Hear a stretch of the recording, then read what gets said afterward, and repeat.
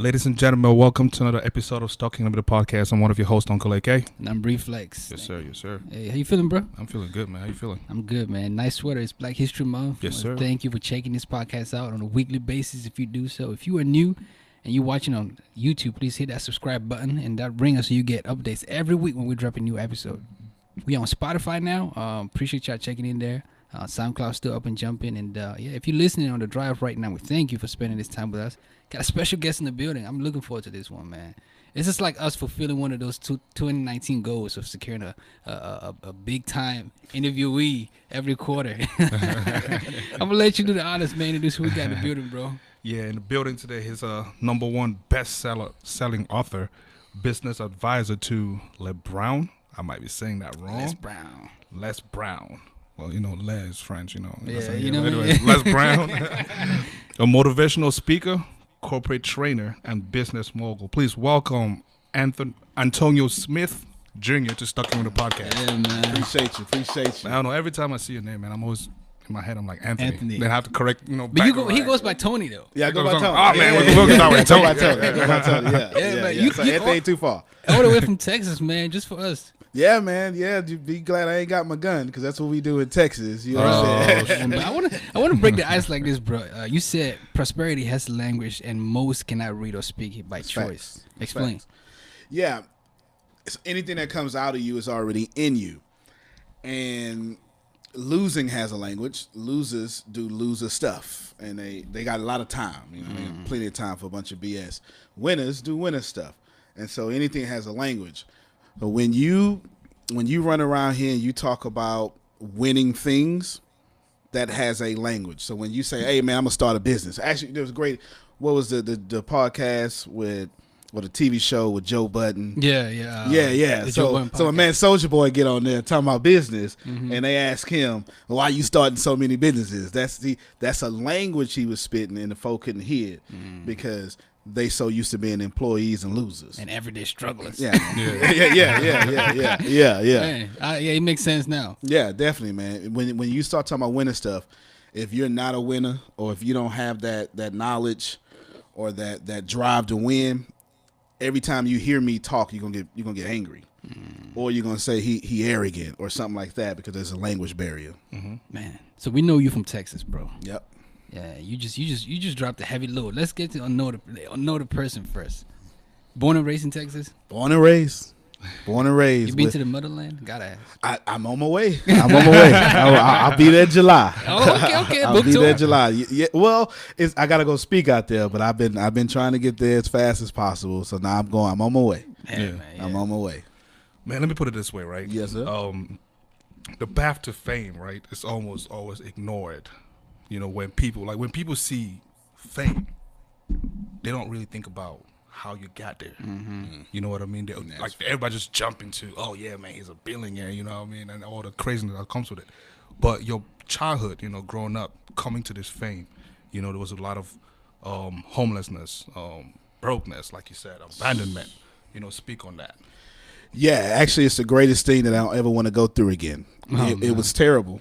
It was absolutely terrible, and in that terribleness is exactly what made me strive for money. I never had it, never ever had it, and now I try not to ever lose it. Yeah, definitely. But what it does is it makes me legacy focused. I have one rule I got two rules in my organization because I hate rules. The number one rule I have is no one suffers alone. So when I was sleeping in that trash can homeless, everybody forgot about me. And so I had to suffer alone my entire life. So now as an adult with my own economy and all these people working for me, I make sure that nobody has to go through what I went through. Right? What brought you to there, though? If you can speak on his family or... What brought me out of the homelessness? No, into there. Oh, family, yeah. My mom and dad tripped out on some crack cocaine. You know how it is. You got, 1981, I was born, 1985. Crack come through the hood, it's easier to get than bottled water. As a matter of fact, back then, you ain't want no bottled water. That was white folk stuff. You know, it was easy to get crack, easy. And by '86, I'm 5. They can't legally keep me, can't physically keep me. So the state come through and do all that stuff, and they put me in foster care. But I hated that because what they do is they cut the the AC down to like 40 degrees and make you sleep. Oh, it's crazy, man. Because once it's real cold, you stay in the bed longer. So I hated that, so I ran away. And then that's why I kind of get like Jay-Z a little bit. I start pushing packages. Before I got my head all straight, so I was pushing packages to eat and stuff like that. And I've been taking care of myself since I was 6. I started my first legal business at 12. And 14, I had a recording label. 16, I was 6 figures. Easy. Man, how speak on that. Yeah. I know it wasn't easy. Oh, yeah. It wasn't easy. So to get out of the foster care, you had to run away literally. Yeah. I ran away. I got the jail record to prove it because in Texas, they got truancy. Mm-hmm. So when you run away, they arrest you for that crap. You know, Yeah. and then when you don't show up to school, they arrest you for that too. Yeah, definitely. But here's what happened, man. I figured out Office Depot had these CDs. You know, back when you burned the CDs, you know, they put a 100-pack on sale for like $9. And I'm like, man, I know I could do something with that. So what I did was I bought a 100-pack, and one by one, I'm not even joking, I had a little one CD player burner, and it would take like 18 minutes per CD, and one by one, I printed 8,000 of them just over and over and over. And I went stood outside of Walmart, and in Galveston, it's a small city, and in Walmart, you can get like 3,000 people through each door in an hour.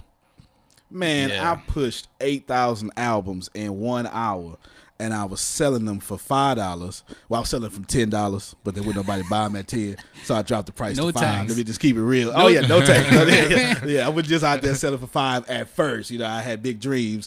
Thought you was gonna buy it at 10. They wouldn't buy no burnt CD with no permanent mark on it at no $10. So they got them at $5.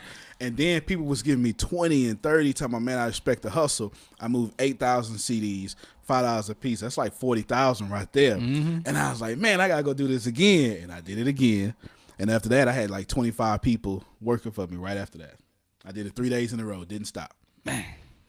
That's crazy. That's the hustle mentality. That's crazy, man. That's the hustle. Fast forward to now. Yep. You're an entrepreneur, motivational speaker. You know, I don't want to get too ahead of myself, but you see in your book, Keep Walking, how I got worked through my logic. You reveal some, you know, like some of this painful stuff, heartbreaking stuff. For people who haven't read that #1 book, who definitely should, how did you come to be the person that you are right now from those situations? I know, you know, you had that hustler's mentality, but you know what I'm saying? There was some struggles still through there, yeah? Yeah, it was some struggles, but the real answer to how I became who I am now is actually unfair to a lot of people. I didn't have parents, and that's actually the greatest thing that happened to me, because I didn't have nobody pushing low self-esteem on me. You know, I didn't have nobody pushing me to take money to make money, or if you want to achieve like white folk, you got to work twice as hard as them, right? I didn't have nobody pushing that on me. So in my head, it was eat or die. And you can't beat a man when it's eat or die. You just can't, because at the end of the day, I still act like that. It's eat or die. When I wake up, I got to eat. I got to get the money. I'm a lion in the jungle. The gazelle got to die. So one of them got to go down. That's like what Homo was talking about last week. Yeah. One of them got to go down. So when you think about it, man, I didn't have, when most of our low self-esteem or most of our issues come from our parents, not on purpose. They just teach us what they learned by accident. I ain't had that problem. So I was never raised in a world of rules. So I never followed them. Whenever you follow rules, you follow your oppressor by accident. Your rules are written by winners, enforced by winners to uphold your poverty condition. Mm-hmm. So I never followed them. So I was never actually in poverty. I was just born in it. Let me ask you this then. Sure. I mean, we all cannot sit and believe that is going to apply to everybody. That's going to what with everybody? Apply to everybody. I don't know why. Let me tell you something. If you follow rules, now there's a time and place to follow rules. Let's just logically break it down for a second. If I'm winning and I'm selfish, which that's probably going to happen, I'm going to write a law to protect my winning because I don't want to work hard no more. Mm-hmm. So now that I got it, I'm going to write you out of it. Mm-hmm. If the orange tree is mine, which grows for free, but now I'm telling you, well, I don't want all of y'all who don't look like me to get to the orange tree. So now I'm going to write a rule that says, well, you can't go to Orange Tree. Then I make up another fake rule that says I'll throw you in this jail for stealing something that's automatically free, especially in the motherland. Mm-hmm. You understand what I'm saying? Mm-hmm. So when I tell my kids, I got 2 boys, 10 and 6. When I tell them to go to sleep, that don't mean I'm going to sleep. That means I'm upholding their poverty condition by going to sleep. You understand? So when you set a rule, you have no intentions on enforcing it. And it's the most powerful thing I could possibly tell you, because poverty has rules. And if you are in those rules, you're automatically in poverty, because if you follow them, it's over. I want to ask you a typical stuck in middle question. Sure. You know, where we grew up, you know, and one of the reasons why this podcast is even birthed is, you know, growing up from where we come from, you are, I want to say, limited to being a doctor, engineer, lawyer, or you're a disgrace to the family. And you having 2 boys, 10 and 6, do you give them then that freedom, having known what you've gone through, to say, hey, you can do whatever you want to do, I don't care? 2 things that you just said that I love. I love the question, but I love how you said limited to being an engineer, a doctor, or a lawyer. That's insanely limited, and I love that, because that's some pretty big limits, though, right? That's good, but I love how woke you are, because what we perceive to be good, it's a limitation, though, because you don't have to be a doctor working for somebody. You can do whatever, or you can just own the land that the doctor is doing on, right? You ain't got to do nothing. Just own the land that he rent out every month. My boys can do whatever they want to be. They ain't got rules either. They got a few of them that I forced them to follow, like eat. That kind of makes sense. You understand what I'm saying? Like, they got to eat, because that just makes sense. They got to live. Other than that, right now, I homeschool them, because me and my wokeness, I don't be too real on y'all podcast. Talk, man. That's why you're here, man. Well, I don't really too much let my oppressor handle my kids. You know what I'm saying? So I homeschool my kids. Mm-hmm. I homeschool them, and they want to do video games, and that's what I got them doing. So right now, by the end of this year, I'm paying a math teacher right now $890 a month to teach my 10-year-old, my 6-year-old math all the way to 12th grade. So after this year, all they're going to do is focus on playing video games and designing them and computer programming the video games. That's it, because that's what they want to do. So to answer your question is, I let them do whatever they want. They say they want to play video games. They like Fortnite. Then they got to learn how to build it. Yeah. So at what point, at some point I feel like, being that the 6 and 10, at some point I feel like they're going to grow to learn other things, and they might not be interested in video games no more. Yep. At that time, then what? Then we let them do what they want to do. As long as it's bringing that back. Well, they understand consequences, because everything that you do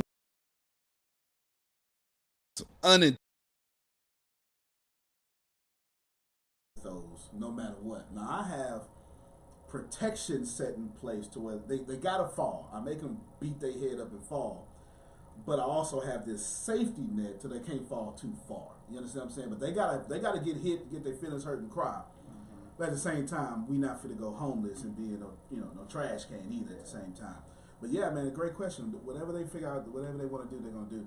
What they can't do, one of those rules, I told them what they can't do is go get a job. That's what I told them. Now, I said the only way they're going to get a job is if they're doing market research to create their own economy. That's why my kids are raised. They understand that if you want to be rich, don't get a job. And if they go get one, it's only market research to create whatever it is they're trying to create so they can get out of that. For the aspiring, uninformed entrepreneur, is entrepreneurship everything that is glamorized to you? No, not at all. Entrepreneurship is what rap was in the 90s now, right? Everybody was a rapper in the 90s. Everybody's an entrepreneur today.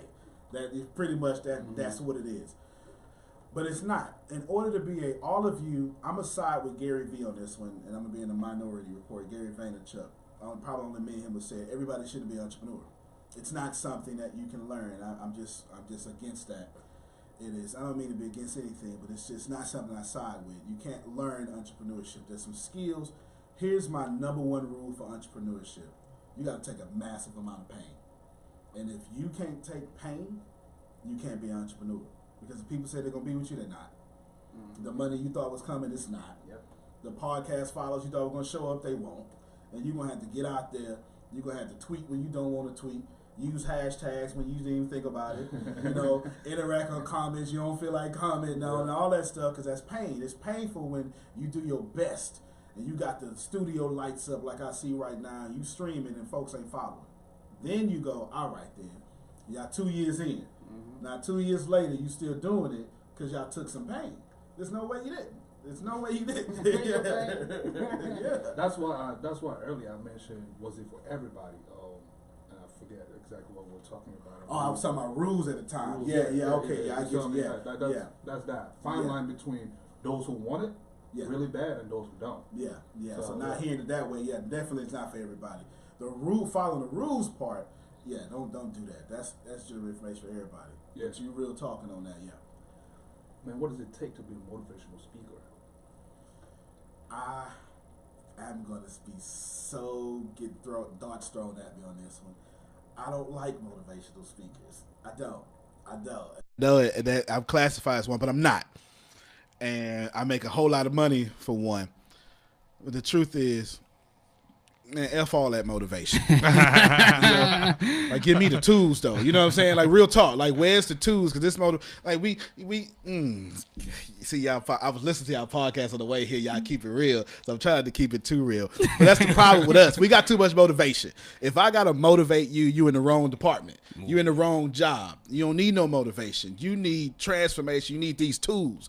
Don't motivate me. Listen, you don't be on this podcast getting motivated, man. Get some of these tools that they putting out every episode. So what it take for a motivation speaker? A bunch of BS. You can run your mouth and you got a little charisma. If you dark skinned with a beard, or if you white with a 5 o'clock shadow, you can be a motivational speaker. You understand what I'm saying? You just can. You can. You just absolutely can. And it's not appropriate. What is appropriate is you take that crap out of motivation, you actually be practical, and you give people some steps and tools that they need. That's what we're doing, Stuck in Middle Podcast. Yeah. Where would people be, though? Where would people be if they actually committed to them? Whew, man, first off, we wouldn't even charge nobody for nothing. If people actually committed to being themselves, capitalism wouldn't even exist. And I am a major capitalist. Like, I'm not Democrat, I'm not Republican, because I'm not going to let you tell me to choose between two forms of control, right? I'm just not going to let you do that. I'm a capitalist. Since you set the system up that way, then I'm going to manipulate, I'm going to leverage the system for my people. This is what I do. Straight up, period, point blank. That being said, if everyone was to commit to themselves, we wouldn't even charge for nothing. Wouldn't have to, because everything would be a masterpiece. And when everything is a masterpiece, and when everyone is living in their lane and absolutely happy with their genius level talent in their life, then you ain't mad at nobody else. You can't love everything about your life and then still be upset with what's going on over here.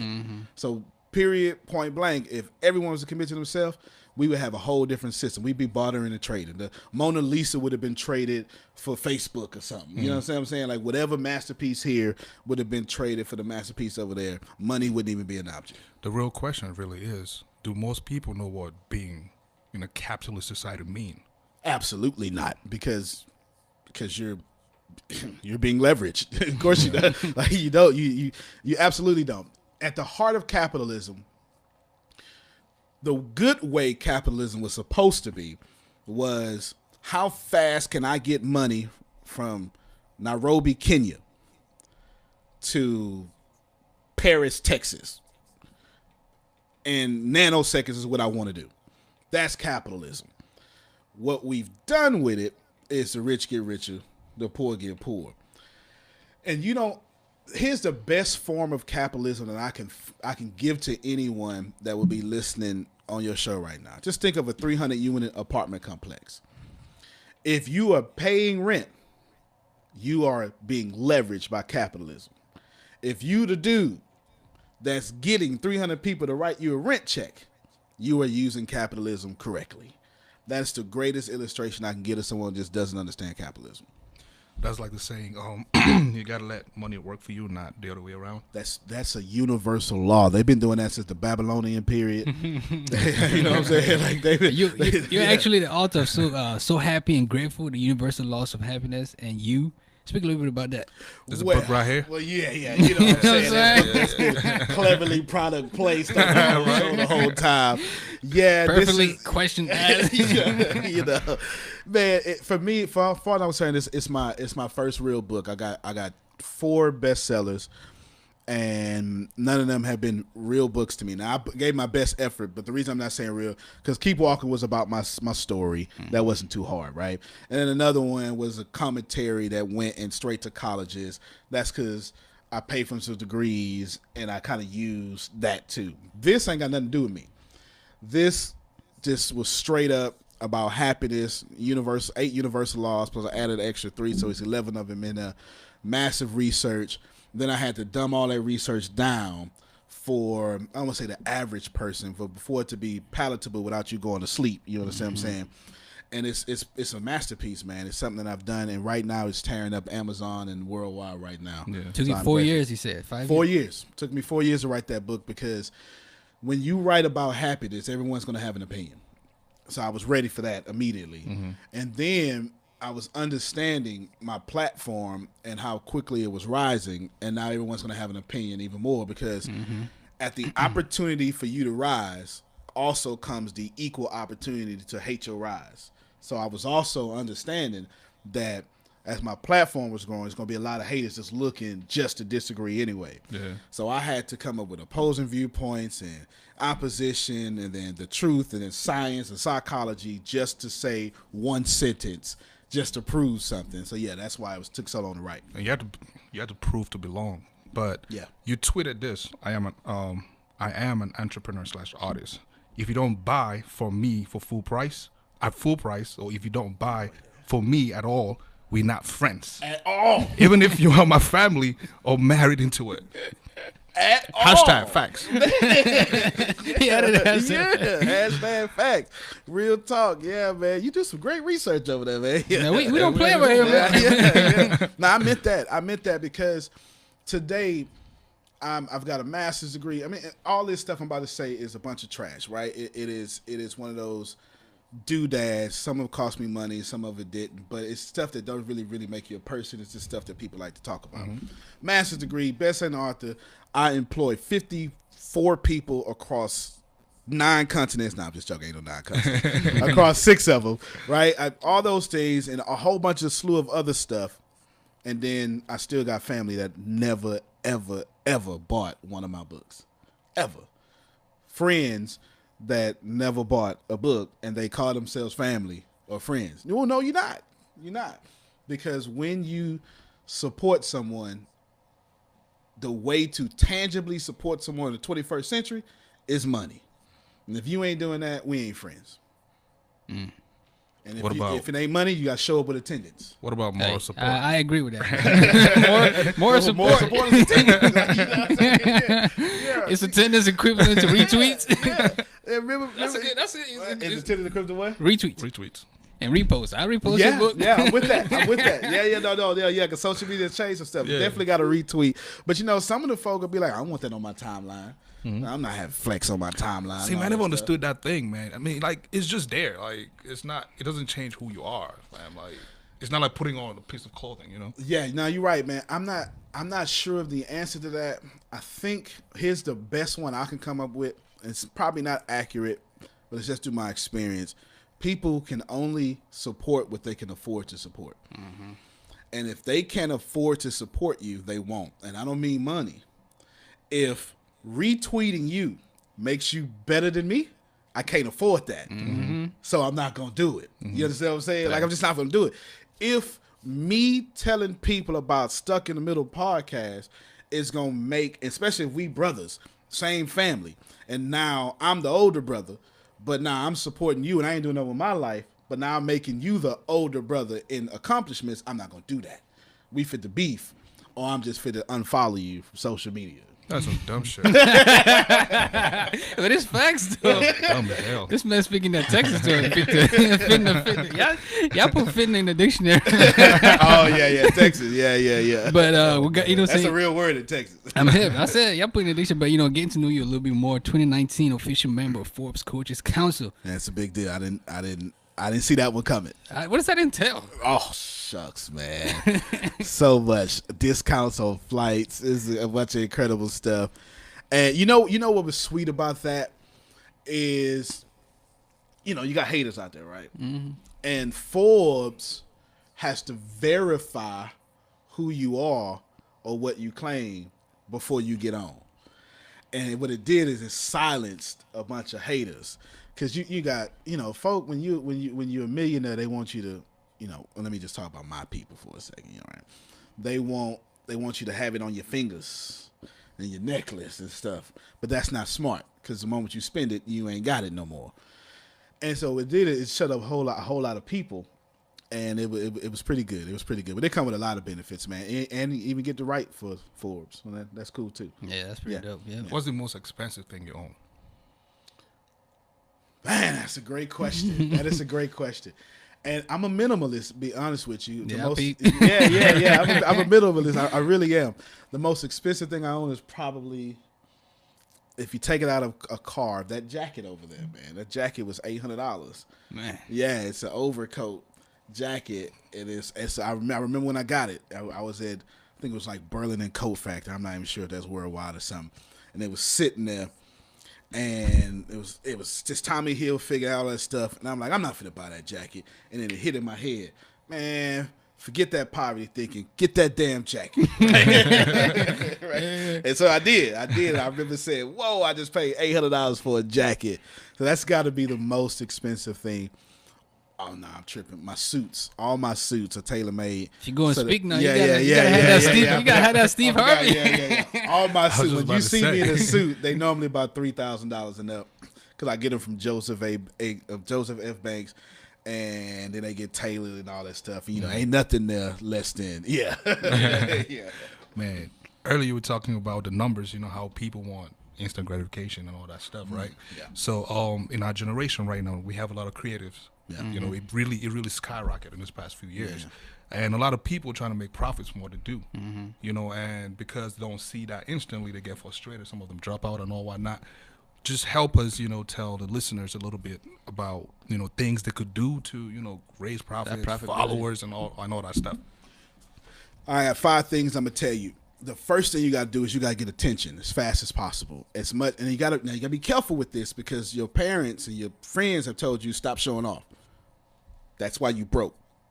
You gotta get attention, because money 100% of the time follows attention, especially in today's social media driven world. You gotta get attention, whether you use your face or your name or your body. Those are the 3 things you got on a platform that you can use: face, name, or body. Don't get it twisted. People are going to see Idris Elba because he's fine. You understand what I'm saying? Then they say, oh, he's a great actor. Yeah, he's a great actor now because you watch Matt. But it was that chocolate that brought you to the movies. You understand what I'm saying? The movie Aquaman just came out. If that dude wasn't sexy, right? You understand what I'm saying? It would be the #1 movie in America, at least according to the date. It's time to shoot this podcast. So get attention first. Here's the next 4 things in this order. Once you get attention, what you need to do next is you need to find your congregation. Now, what's a congregation? A bunch of people got nothing in common that then find something in common on a set of ideas and beliefs. Now that you've found your congregation, who is your congregation for this book? Who's your congregation for Stuck in the Middle podcast? They black, white, Jew, Gentile? Is it black Israelites? Is it they woke? Well, your whole audience is woke, right? You know what I'm saying? So once you get that, once you find your congregation, now this is where it gets real fun to do.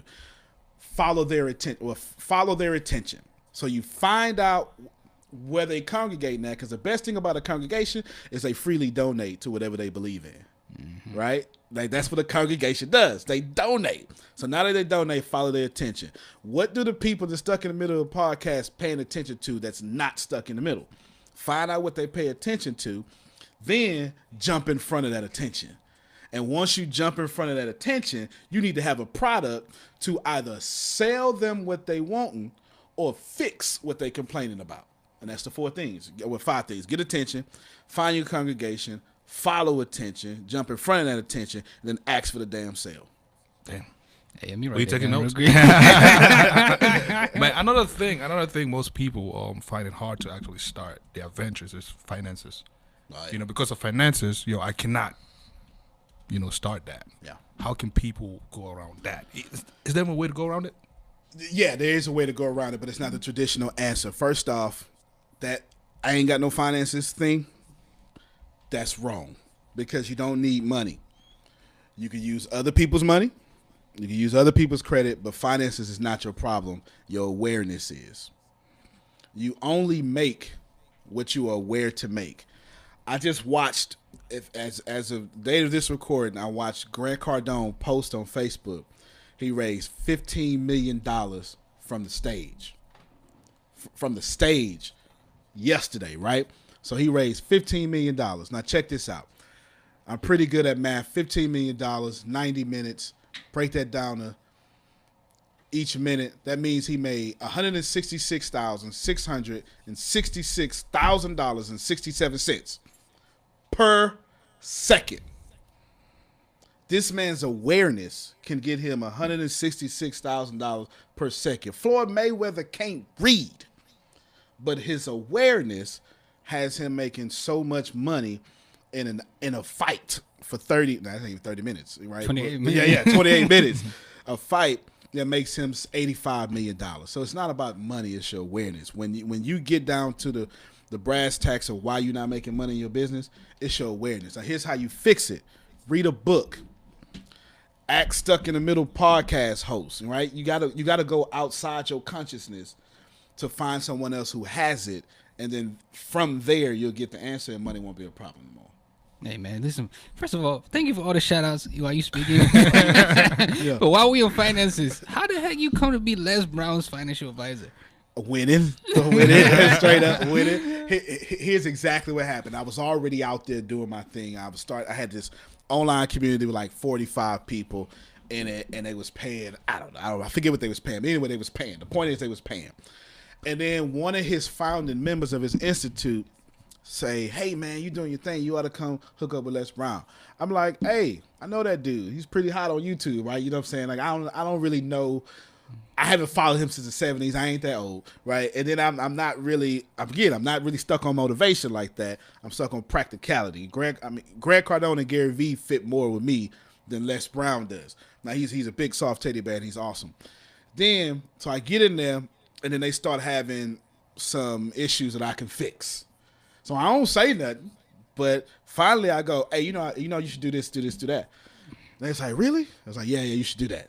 And then they tried it and it worked like a charm and made like a couple of $100,000. And I was like, "All right, you should do this too." "Really?" "Yeah, you should do that. You should do that." I did it again. And they're like, "Who the hell are you?" And I was like, "Oh, well, first off, you know what I'm saying? I paid when I joined, because you got to pay to join. I brought me and my whole team in. So I spent I spent a lot of money. Yeah, I'm trying not to put a bit out there. I spent a lot of money, to bring them in, upwards 5 figures, and they didn't even notice, right? They didn't even notice that just kept spending all this money. And then after that, Les Brown ain't stupid, right? He was like, "Hey man, who the hell is this guy? Hey, bring him on." And his daughter actually gets the most credit. Actually, this book is dedicated to her. So happy and grateful, by the way, right? It's dedicated to her. Serena Brown Travis was the first one to notice me, hooked me up with her dad.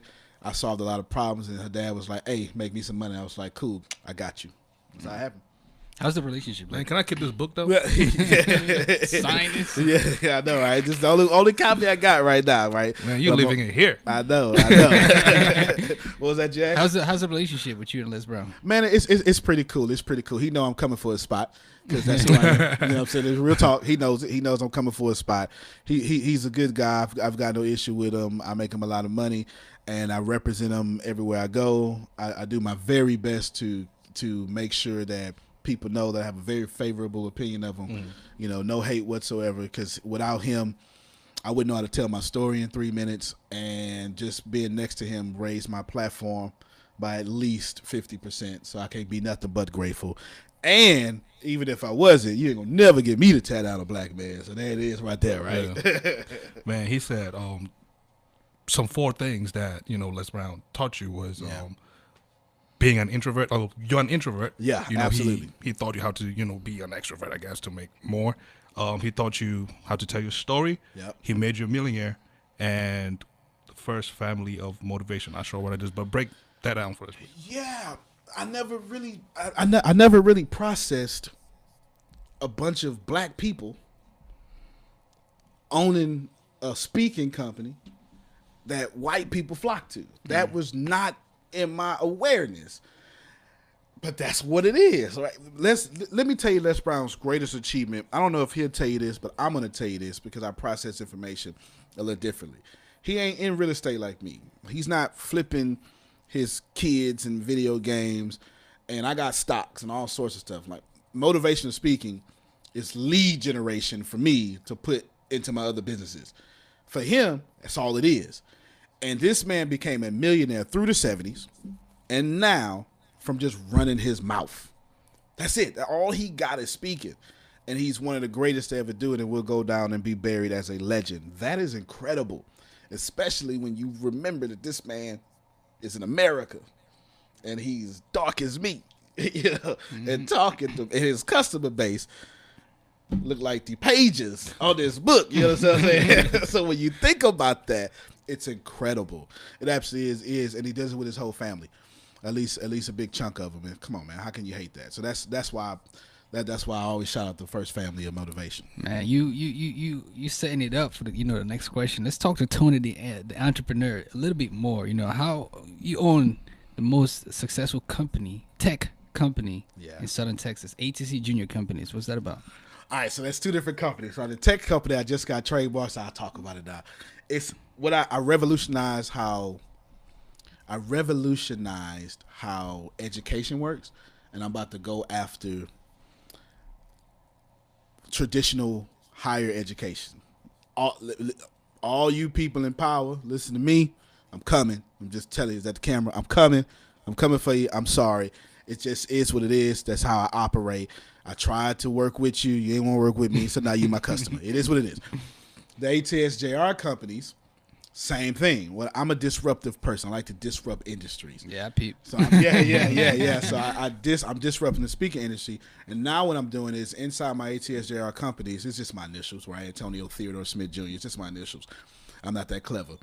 But what I did was I've been teaching people how to become millionaires. Now I've monetized it. It's about to be breaking news. I'm probably going to launch it it's already launched, but I'm probably going to make an announcement. Hey, you're stuck in a minute, man. Drop that thing. Oh, wait, here it is. This is what I did. This is the first. You heard it here first. I flipped my education. I dropped all the price, and now just learning from me, I pay you to do so. What I did was I flipped the script. I borrowed from multi-level marketing. It's not multi-level marketing, but I borrowed from it. And I said, what would happen if 97% of the people follow me can become millionaires? And I asked myself that question every day for a year until the answer finally came to me 3 months ago. And now I developed a system to, if you follow me, and if you join my business university, since I'm already spending money, that money's coming back to you. And the system is leveraged. So now I'm on a path to create 100,000 millionaires by July 20th, 2020. And I'm this close. So wait, time out.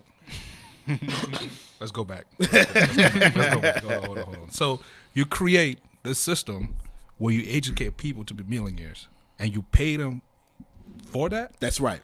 How? Yeah. Basically, so not only am I teaching you how to be a millionaire through business, sales, and marketing, and I got 6 other personal development programs in there because you can't make money without awareness. It just is what it is. Mm-hmm. Then I flipped it since it cost to get in, and I got the cost very low now. It used to be $20,000. Okay, it's the price may change, but right now it's $2,500. You know what I'm saying? Right now, but it may change. I may come down even some more because I want it to be as affordable as possible. And what I'm doing now is every time somebody join in, boom, I put that money back on the people, not me. It's group economics. It's the one thing that we need to do more, and the one thing that had us kings and queens in Africa. Are you telling people to switch up their Netflix for this? Yeah, absolutely. And think about the power of this, because the classes now, what's not going to change is the classes. They grow every week. They're live trainings, and then you can keep them, so it's streaming. I basically created my own TV network, and this particular echelon of TV network is all about millionaire training. It's $19.99 a month. Now that's not changing. $19.99 a month, and you get taught business, sales, and marketing training, and it's beautiful. It's a beautiful thing. Now, if Netflix became a $25 billion company off of $8.99 a month, what you think is about to happen off $19.99 a month? It's crazy, man. It's crazy. So pretty much you're saying that instead of me sitting there watching you or Gone or Far Too Close or Far Too Near, whichever, I should be watching. Yes, how you need to make How I money. need to make yes, definitely. You need to stop stimulating Netflix account. Well, I ain't trying to hate on Netflix. Netflix, do your thing. I ain't mad at you because I got a Netflix account. But when you're not looking at Netflix, come on over to ATS Business University and learn how to do business at a high level, how to do marketing at a high level, how to do sales at a high level every single week, Tuesdays, Thursdays, and Fridays. And if you just so happen to be in a different country and you miss it or you're at work, worry not, because all of it's recorded so you can stream later.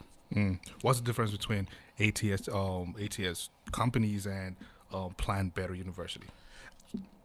My man. Plant Better University is inside of ATS companies, but what I've done with that is on my dream wall I got Oprah on there, and because I want to have my own network, and that's the Plant Better University is the beginning of that. What I realized, because I always try to put myself out of business, I create something and then I ask, all right, how is Flex gonna put me out of business because he coming for me, right? And now that I know he coming for me, I put him out of business by putting what you was gonna think of in myself. Plant Better University is that. Instead of paying, like, it costs 6 figures for me to be your one-on-one coach. Since everybody can't afford that, no problem. For $8.99 a month, I record 50 different videos of coaching, self-development, personal development, all that stuff, me and my team, and you can access it for $8.99 a month. So wait, hold up. Let me get this again. You create something, and then you create a counter for it. So pretty much both of them just clashing. You understand? Jesus. All right. What are your struggles? You know what I mean? Like everything, is good. What are your struggles? How do you come up then? I struggle with Reese's peanut butter cups. These joints is the devil. You know what I'm saying? Real talk. I gotta get rid of them. I just dropped 15 pounds. They be killing my stomach image, man. It's ridiculous, right? I also struggle. I struggle with staying humble, right? So I got to do that every day. I've had to adopt some beliefs lately that are not popular, but they are facts, or at least in my head, they're facts. For me, we're all connected, and we're all God, or whatever you would call God, right? It doesn't matter. So let's just say source for conversation. So you God, you're God. The people off camera, they God. I'm God, and I don't get to mistreat God. You feel me? And I don't get to upsell God. I hate being upsold. So when I tell you this is the price, that's the full price. You're going to pay full price, but I'm not going to upsell you. My job is to treat God correctly at all times. And that belief system keeps me humble, because how dare I think I'm better than you when you exactly like me, right? So that's my biggest struggle, coming from the hood, getting everything, and reminding myself I'm not humans created. Let's just call it people created in God's image, and it's the same thing. It's the same thing, man, right? But you got to remember, right? Well, we put that as a Bible scripture, and it's just something that's old, but now it's a living thing, man. I don't get to disrespect you because you God, and that keeps me humble. Man, I got 2 final questions. Sure, man. And this one goes all the way back to the homeschooling thing. You know what I mean? Like, I'm just trying to understand. So, being that, you homeschool your kids, and like kids, you have to, expose them to the world. Let them play with other kids, let them interact with other kids, study what other kids study so they could see the struggles in the world. You homeschooling your kid, do you think you are a great advantage for that, or a less advantage in terms of educating them to, see what the real world is about? That's that second part is the hard part right there. And that's a fantastic question, because everything has this, remember, unintended side effects, right? I'm greatly giving them advantage because they're woke. I mean, when kids are so woke, a bunch of bean pie eating kids, with bow ties and stuff. They not, but you get the point. But that's cool, dude. They like that in the same place. At the same time, they got a bunch of online friends playing the game, and they pretty cordial outside. So I got that going on. At the same time, they're not tough like me. I got to put that in them. So when they get frustrated on Fortnite because somebody done killed them, or I'm telling you, most of the stories in my house happen on Fortnite. I'm telling you, when they get double teamed, they get pissed off, and I'm like, buddy, because I call both my boys buddy. And Aiden is the oldest, like, man, stay calm because you're not gonna win. They pissing you off on purpose. And I talk to them just like this here because they know once you get mad, you're gonna lose. And I gotta put the hood in me in them. And I don't do such a good job doing that. You know what I'm saying? Because my whole point was to get out the hood and protect them from it. But now, in order for them to have some muscles and toughen up, I got to now put the hood in them with, because by hood I mean wokeness, right? I got to put that in them. Be tough. Don't let them see you sweat. Don't let them do this. And that's a real struggle, man. It really is, because as a father, I want to protect them, but at the same time, I got to punch them in the mouth so they can know that having a busted lip ain't the end of the world, right? And that's hard, man. That's hard. It is. Yeah. Well, my second question was, man, you don't come up to most people as a millionaire, right? Yeah. Quote unquote. Like, people see millionaires and like, oh, fancy car, chains, and all that Yeah, jewelry and all that. I get that all the time. Go ahead. How do you manage to humble yourself? How do you manage to say, yo, okay, I want a Tesla, but I'm not about to drop this racks for that. Yeah, no, I'm not. I'm not about to do that. Like, how do you stay humble? It's two things here. You got to first understand the number one rule of economics, that I have to want what you're selling more than I want my money. That's the number one rule of economics. If you're selling it, I have to say that the perceived value of what you're selling is more than the money that I know is valuable. Understanding that, it won't control me no more, right? But it's consumerism. I'm not going to just let you consume me and to buy whatever you want to buy. Now, understanding that, I live by one rule and one rule only. Make sure that you have no debt other people are not paying for. When I acquire debt, somebody else is paying for that. That keeps me from buying that Tesla, because the operative thing is me buying. That means my money is going to this Tesla. I'm not fit to do that. I now have to say, what can I do to create an asset to buy that Tesla? That's someone else's money. So I don't do stupid stuff like buy that $800 jacket all the time, right?